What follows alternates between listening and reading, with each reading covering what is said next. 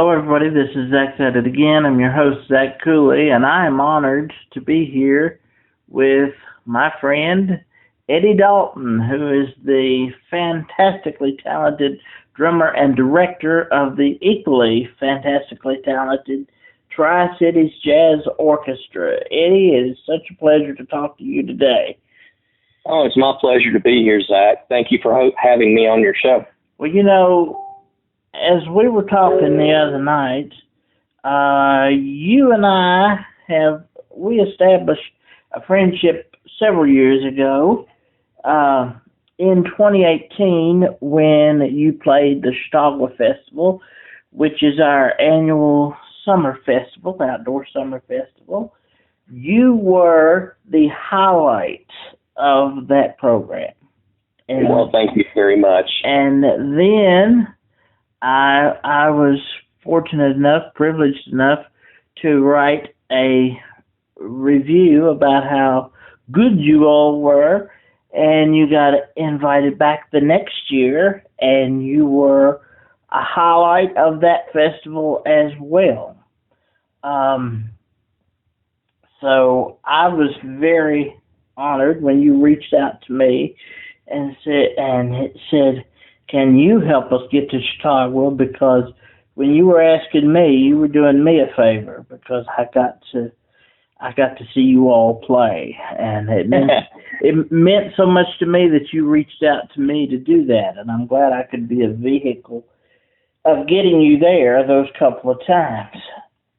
Well, we hope to be back soon. We love doing that festival. Matter of fact, most of the bands, when we're just sitting around talking, that's one of the shows that we bring up when we're just reminiscing from past shows. We really like. Well, like I always tell you, I don't know how much pull that I have, but I will be championing for you to play not only the Chautauqua Festival in Whitfield, but we have a beautifully restored 1927 vaudeville. It was originally built as a vaudeville theater, as well as a movie house, the Millwall Theater on Main Street, which is similar to where I saw you play the other night, which is the Lincoln Theater in Marion, another beautifully restored landmark in our area. Absolutely beautiful. Oh, yeah, it sure is. We love that. And the sound is so incredible in there. I mean, that's another thing the band and I have discussed since the show this past weekend. We could hear so well. We could hear each other so well. It was just amazing. It was like we were almost in a recording studio instead of on stage in a theater. Yes, and boy, would I have loved to have had a recorder that night and recorded every number that you all did, because it was, I'm a sucker for nostalgia. I don't want to say that I want to live in the 20s or the 50s. I Love Lucy is my favorite show. I would want to live life through a 1950s TV series, and given the ambiance of the show last Saturday night, February the 10th, you have the Francis Marion Hotel, and you have adjacent to it the Black Rooster restaurant, which the Black Rooster is an emblem that they used to kind of put out to show people, hey, this is Prohibition, but we're serving real liquor in here. Come on exactly. Come on in here and get your drink. So everything is fashioned in the late 1920s. So here you go into this beautiful theater. You have this huge band. How big of a band are you? Well, it kind of varies on occasion. We had a couple that were ill and couldn't be there this time. But normally it's a 17-piece. When we're full and everyone's there, it's a 17-piece big band. So somewhere around 15. Yeah. Last Friday night. So, you're strolling down, you see the rooster, and you go into the theater, which was built and restored in 1929, and this beautiful orchestra. I mean, you guys are so slick. Even your instruments look good, if that makes sense. That's for some of the guys, that's a good thing, I guess. Yeah, I mean, the trumpets and the saxophones just shine like gold. And you go up there, and I said, it's general admission, so I'm gonna make sure that I'm on the front row. I was gonna knock somebody out of the way if I had to. But it was definitely a pleasure to see you when we came out on stage. Oh, I was so excited when I tossed you that wave. I said, I got to make sure Eddie doesn't forget me. Oh, no. No, I won't forget you. That's for sure. So I threw out that wave there, and I was thrilled when you waved back. And but I mean, even your instruments just shine like gold, and you're coming in and you're ready to hear the evening of music, but it was so much more than music. We got a silent movie with you guys playing the score. Now, as you told me, it wasn't the original score. It was music that you had chosen. Now, do you want to explain well, first of all, Tracy, the wonderful director at the Lincoln Theater, she allowed you to choose the movie. Yes, she gave me some options. I mean, we kind of narrowed it down to a few, and then she asked me to choose. But since I'll be putting the music to it, it might be better for me to pick which movie worked best. And I chose this one, It, not to be confused with the Stephen King, right? This was a lighthearted romantic comedy, but also pretty risque for its time. Wouldn't you agree? I thought the same thing. I was kind of taken back a little bit when I saw some of the things. I mean, it wasn't by any means appropriate. No, it was for that time period. It was definitely. It was very family friendly. It was one of the best nights that my wife and I have had out in a long time. We had two dear friends of ours that came along with us, and one of them said, I'm not even a jazz fan, but they blew me away. Awesome. So and let me tell you, I call her Ethel. Her nickname's Ethel. My wife is Lucy, and she's Ethel. Oh, I get it. And Ethel is a hard nut to crack. It would be very hard to please if it was out of her box, but she was very impressed. And, just the minute you all started playing, I looked at my wife and I said, are you enjoying it? And she said, oh, loving it, because just the way you play. For years and years, the two of us, my great-grandmother and I, would come to Chautauqua just to hear whatever big band outfit was playing. And that's not all that popular around here. So I was so glad when you were well received at the Chautauqua Festival, because you all are just absolutely fantastic. And my wife is a singer, and I know that you don't typically use a singer, but she said, I want to sing with them, even if it's just one song. I want to sing with them sometime. Sure. Just those Frank Sinatra songs, You Make Me Feel So Young, Ella Fitzgerald, It Don't Mean a Thing. Of course, you had Georgia on My Mind, which is Ray Charles. Let me ask you, coming from East Tennessee, or did you come from East Tennessee originally? Well, technically, I'm a Virginian. Oh, I grew up in Pennington Gap. Okay, and whereabouts is that?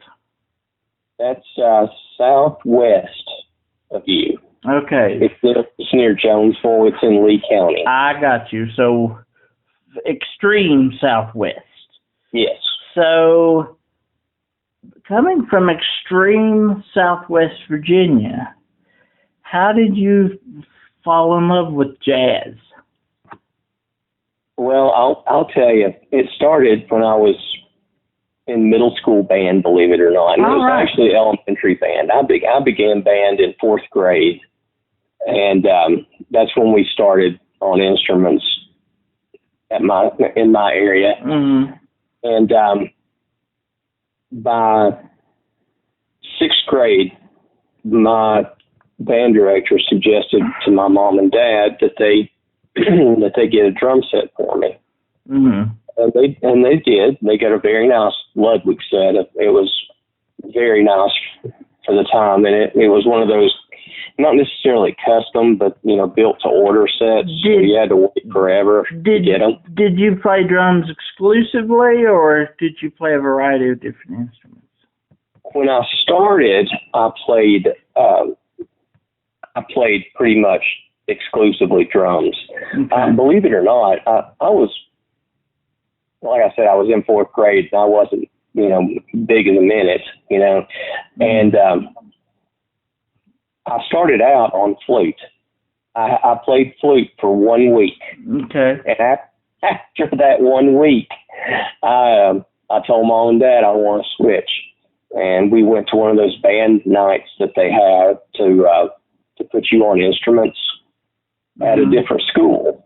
And they went through the process, and I did their quote unquote tests for percussion, and successfully moved over to percussion. Right.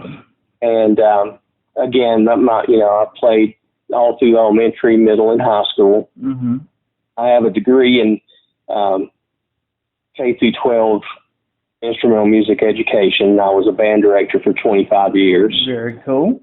I taught at King University various years throughout the course of my career. And I also taught at Milligan University for 21 years, I think, before I retired. And basically doing that kind of thing. But my love, I'm sorry, I'm kind of getting off of the subject. You're just fine. For that was spurred by my elementary, middle school band director, Phyllis Lusinger. And she saw something in me, and that was what she said I needed to learn on drum set. Mm-hmm, that if I learned jazz, I could play other stuff. But jazz was the hard part, and I needed to learn jazz.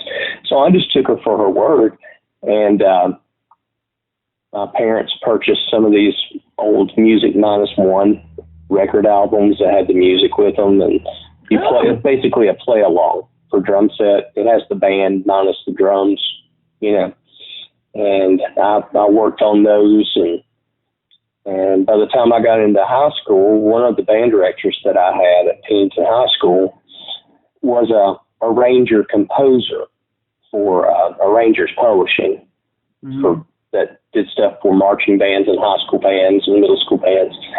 And he taught me how to do arranging. And I've been doing that ever since. That's something I really love. And a lot of the pieces that we did in our pre-show, quote unquote pre-show, this past Saturday were my arrangements. The first one, You Make Me Feel So Young, Georgia, It Don't Mean a Thing, Bye Bye Blackbird, all those were my arrangements for the big band. And I guess the love for jazz was instilled in me very young, and it's still there. So where in all of this illustrious career did the Tri Cities Jazz Orchestra happen? Did you found the Tri Cities Jazz Orchestra? Kind of, but not really. Okay. So let me kind of explain that. I know that's very vague, but so Milligan College had a jazz ensemble directed by Rick Simmerly, a world-famous trombone player. And I was the drum instructor at Milligan for, like I said, about 21 years. And Milligan is where? It's between Elizabethton and Johnson City. Okay. It's outside of Johnson City, Tennessee. All right. And so we had that band, and Rick Simmerly directed, and I would play drums when he needed me to. And mainly, I played drums probably from the 4th year of its conception until he retired in 2016 or 2017. One of those, I believe it was 2016. Okay.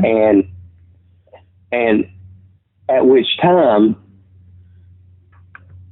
everything was looking as if I would be the next director of that group. Right. Well, it was diverted and to new areas, and ultimately the program was canceled.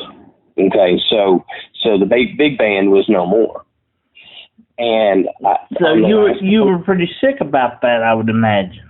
Oh, yes, definitely. And I had done tons of arrangements for the Milligan bands.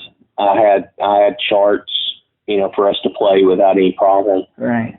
And at the last concert, before we went out on stage, I spoke to the band and I said, if you believe in me, and you believe that, I can do this, I would like to make this not just a community college band.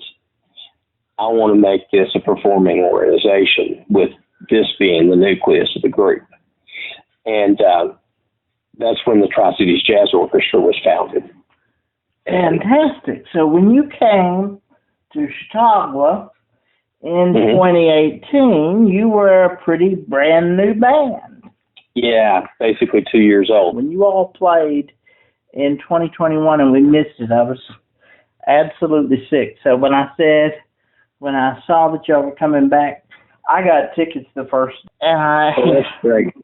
And I had heard, there had been they've had some screenings, like they had a drummer there that did a silent movie to Tarzan, and they had some other things like that, but I had never been.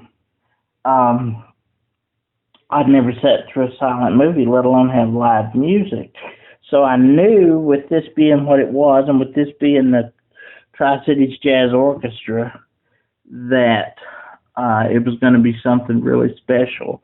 Most of the bands that was the Milligan College Jazz Ensemble at the time stayed with the group. There were a couple that, that were possibly, there were a few that were college students that, went their own separate ways. They weren't even from this area. Yeah, and I noticed you had there was a pretty big age diversity in that group. Oh, definitely. Definitely. They're young guys and seasoned veterans, shall we say, and everybody just played well together. I mean, it just flowed together so seamlessly. That's how come I thought it was original score until you got to I Ain't Got Nobody. And I said, wait a minute, I know that one. I know that wasn't in the movie. And definitely. Otherwise, you would have had me completely fooled. Well, those pieces that we played for that movie, I borrowed from a friend of mine who has a band that basically that's their entire book is music from the 20s. Mm-hmm. And I borrowed those charts from him.